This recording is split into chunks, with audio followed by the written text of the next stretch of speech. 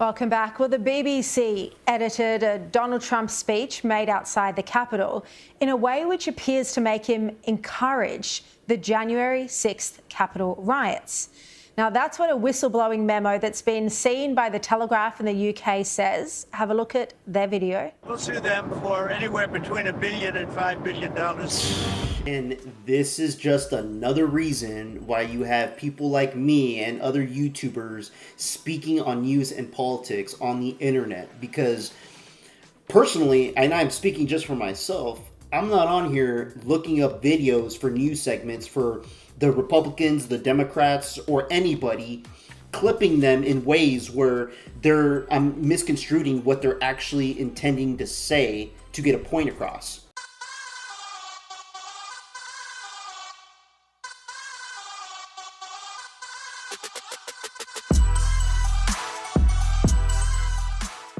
Panorama released a documentary called Trump: A Second Chance, and in it they played the following clip. We're going to walk down to the Capitol, and I'll be there with you, and we fight. We fight like hell. Between Capitol and that's a cut. Here's what Trump actually said. We're going to walk down to the Capitol, and we're going to cheer on our brave senators and congressmen and women. Yeah, pretty shocking. The BBC has released a statement saying when it receives feedback, it takes it seriously and considers it carefully. It's just more evidence of its shocking bias.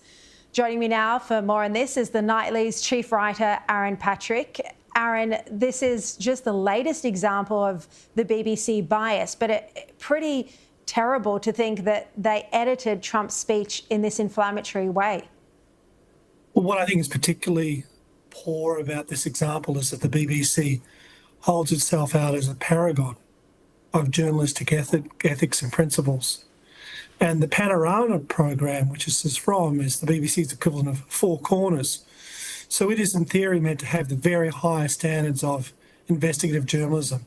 So to engage in this kind of flagrant manipulation of the truth in order to make the president look like he said something he didn't, and not over a trivial matter, over a fundamental matter of his career, perhaps what many people thought was the lowest point of his presidencies. For this to be proven to be untrue is a huge scandal. And this is just another reason why you have people like me and other YouTubers speaking on news and politics on the internet. Because personally, and I'm speaking just for myself, I'm not on here looking up videos for news segments for the Republicans, the Democrats, or anybody, clipping them in ways where I'm misconstruing what they're actually intending to say to get a point across.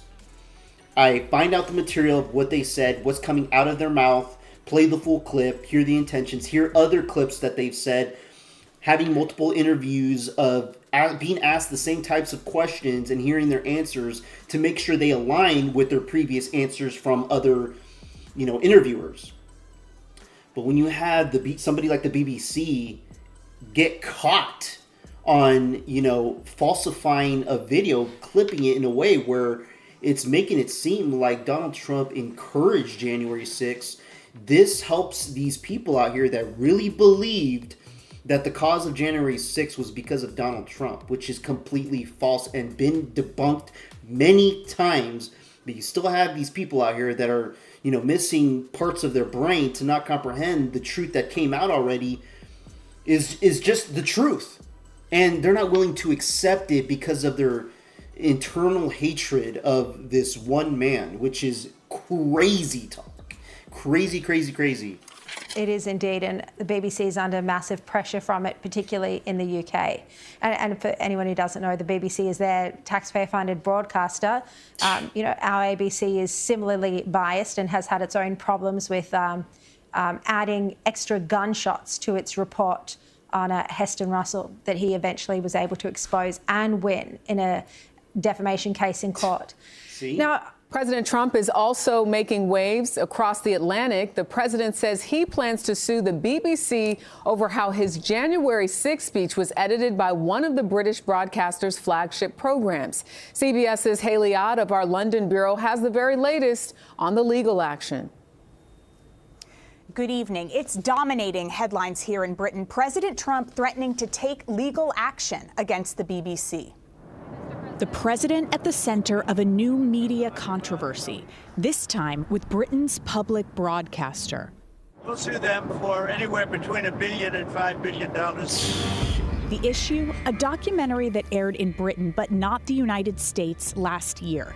We're going to walk down to the Capitol. It edited together two separate clips, over 50 minutes apart, from the speech Mr. Trump made just before the January 6th Capitol riots.